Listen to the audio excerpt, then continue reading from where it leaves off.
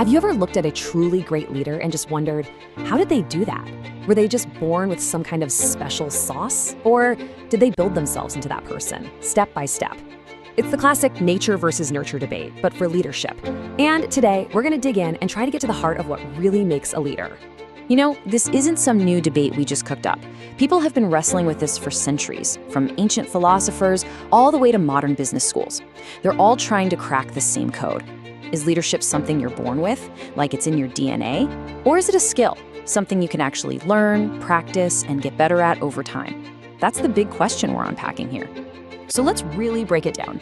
In one corner, you've got this idea of innate qualities. You know, that natural charisma that just pulls people in, or that gut instinct to see a path forward that nobody else does. But in the other corner, you have the argument that leaders are forged, not born, that they're shaped by the challenges they face, the mistakes they make, and the tough lessons they learn along the way. All right, let's play devil's advocate for a second and dive into the case for born leaders. This is the whole idea that some people just come pre-wired for the job, you know, that they have the raw materials for leadership from day one. Okay, so this slide really lays out the two sides of the coin. Let's focus on that left column for a minute, innate qualities. This is the core of what's sometimes called the great man theory. The idea is that certain personality traits, like being super outgoing, naturally confident, or just incredibly resilient to stress, are basically hardwired.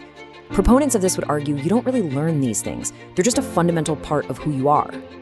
But, of course, that's only half the story. So let's flip it around and look at the other side of the argument, the belief that great leaders aren't born, they're made.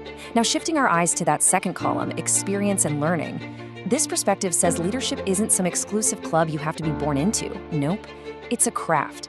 It's something you develop through hard work, things like strategic thinking, communicating effectively, building empathy. You learn it through practice, from mentors, and by getting knocked down and getting back up again.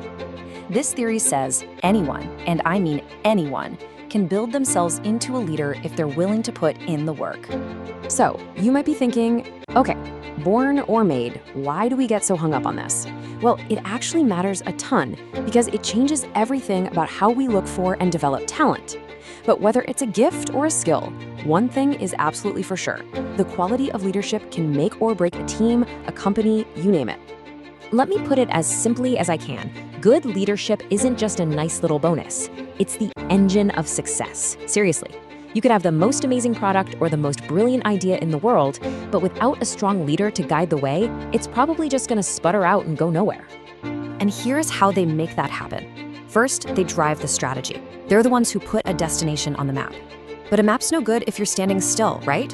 So then they power the implementation, turning that plan into real action. And when things get messy and unpredictable, they navigate change, steering the ship through the storm. But maybe most important of all, they inspire trust. That's the glue. That's what holds the whole thing together. Okay, so we've talked about the big picture impact, but what does a leader actually do? What does it look like on the ground, day in and day out? Let's break down those core responsibilities. So you can see here, leadership isn't just a single event. It's a cycle. It's a process that never really stops. It all kicks off with crafting a clear strategy. Then that vision has to be brought to life through implementation. Along the way, you're guaranteed to hit bumps in the road, so a leader has to guide the team through all that change. And woven through every single step, they have to be constantly building and earning the trust that makes it all possible.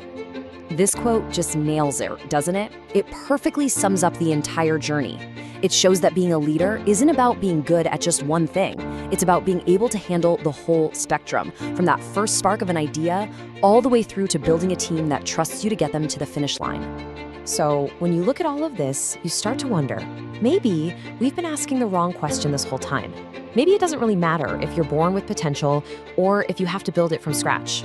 Because think about it, raw talent is totally useless if you don't use it, and learned skills don't mean a thing until you apply them. So the real question isn't about where leaders come from, it's a choice. When the moment arrives, when the team is looking to you, will you lead